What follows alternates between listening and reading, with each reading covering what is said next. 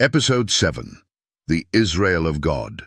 One body, one faith, one Lord. Galatians 6:15-16 brings the series to a powerful conclusion. For in Christ Jesus neither circumcision availeth anything, nor uncircumcision, but a new creature. And as many as walk according to this rule, peace be on them, and mercy, and upon the Israel of God. Here, Paul gives us a name that includes all believers in Christ, the Israel of God. This phrase is revolutionary. Paul, a Hebrew of Hebrews, says the true Israel is not defined by circumcision or ethnicity. It is defined by transformation, becoming a new creature in Christ. Those who walk by this rule, faith expressing itself through obedience, are called the Israel of God. This destroys the false teaching that the church replaced Israel. The church is Israel, transformed and expanded through the gospel. Believing Jews and believing Gentiles are now one body, one Lord, one faith, one baptism, Ephesians 4:5. No more division, no more separation. Jesus didn't die to start a new religion. He died to fulfill God's eternal plan, to unite all things in himself, Ephesians chapter 1:10. He broke down the wall that separated Jew and Gentile, Ephesians chapter 2:14, creating one new man. That new man is not the Gentile church.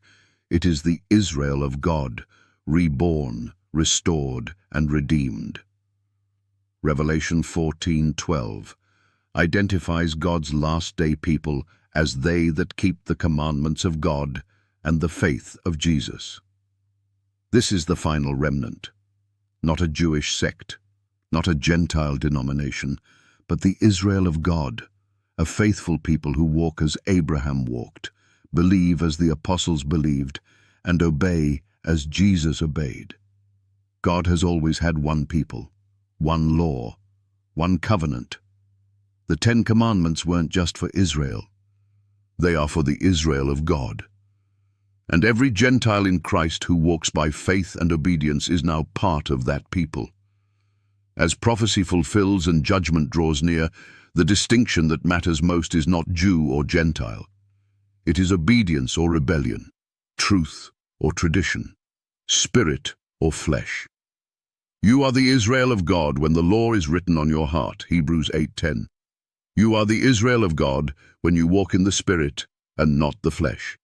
You are the Israel of God when you honor the Sabbath and reject man-made substitutes. You are the Israel of God when you keep the commandments and hold the testimony of Jesus, Revelation 12:17. Do not be ashamed of your identity. Claim it boldly. You are not a stranger to the covenant. You are not outside the promise. You are the people of God, the chosen generation, a royal priesthood, a holy nation, a peculiar people. You are the Israel of God. Let no one deceive you. Let no pastor rob you. Let no tradition silence you. Stand firm in the truth. The name written on your heart is not Gentile. It is Israel. Because if you are Christ's, you are Abraham's seed. And if you are Abraham's seed, then you are the Israel of God.